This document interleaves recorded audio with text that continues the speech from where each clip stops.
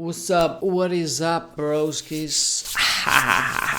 By the way, if you're wondering why I'm so tanned, it's because I work in fucking construction.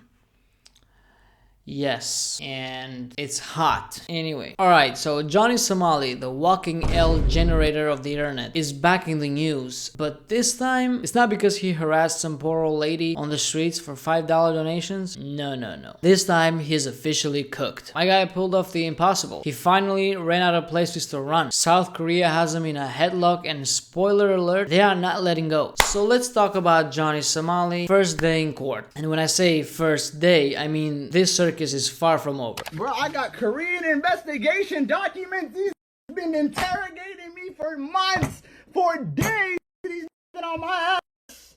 I hope some of y'all got Google Translate, cause I do. They writing this shit in Gook language. I don't even know how to understand it. These are saying you have a national intelligence security charge.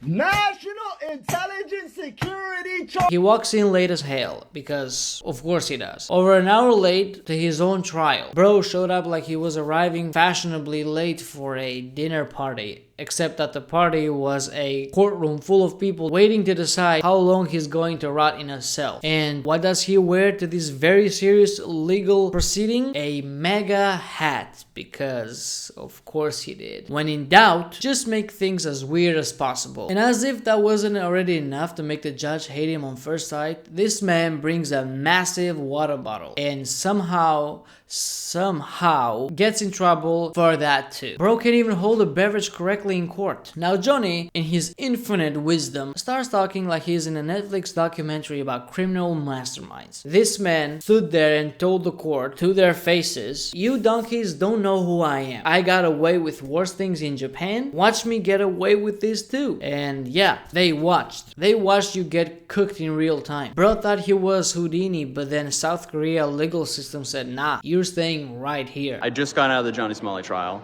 It went absolutely terrible for Johnny because Johnny showed up more than an hour late with a MAGA hat on and a big bottle of water, and he was just screaming at essentially he got in trouble for, number one, wearing the hat, and number two, the bottle.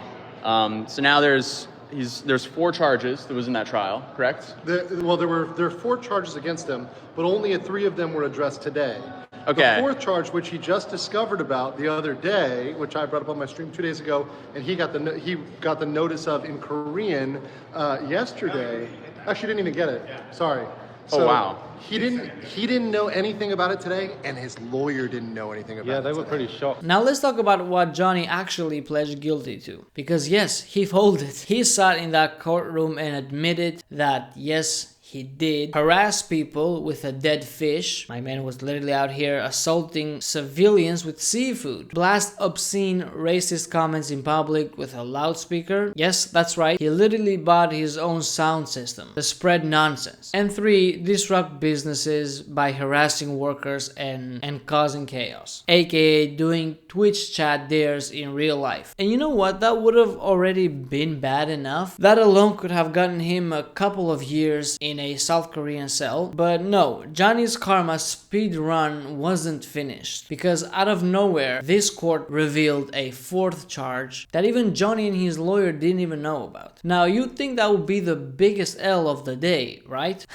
Wrong, because later that night, Johnny himself, on a live stream, no less, accidentally exposed a 5th charge. The level of self-sabotage is incredible. Bro, I got Korean investigation documents. These been interrogating me for months, for days. These been on my ass. I hope some of y'all got Google Translate, cause I do. They writing this shit in Gook language. I don't even know how to understand it. These are saying you have a national intelligence security charge.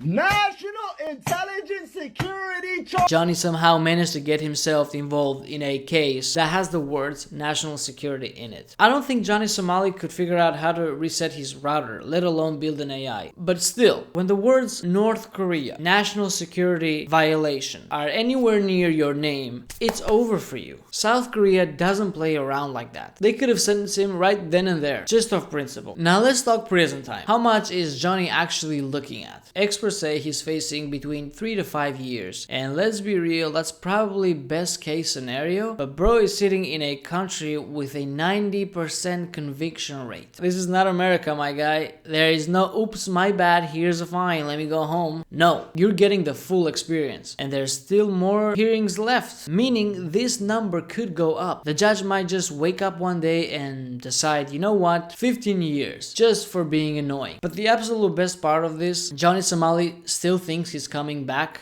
After all of this, he genuinely believes he's going to return to streaming. He even went on some shitty streaming site for a test podcast and said, the Johnny Somali redemption arc is happening. I'm gonna become a better man. Better man. No, bro. The only arc you're going on is a prison sentence arc. There's no redemption arc here. You're not Zuko from Avatar. You're a grown man facing 5 charges in a foreign country. You're going to prison. I got interrogated 2 days ago. It's March 6th. Court is tomorrow. The detective looked me in the eye and he said, Johnny, do you know where North Korea is? I said, it's the dumbass guy, like, north of here? Like, straight? Talking about, nigga, north of here? Like, this is a stupid ass question. And then he asked me, what's your relationship with North Korean communists? I said, right to remain silent. He said, do you know the situation that's going on between North Korea and South Korea? I told him, I'm from America. I don't care. Simple like that. So they trying to charge a nigga National Security Violation Act. That is a problem. They are trying to claim I made deep fake AI. Do I look like a nigga who's capable of procuring and making deep fake AI? Once the police decide to actually formally charge you and they send it to the prosecutors, that's pretty much it. That's where you get the 90+% conviction rate.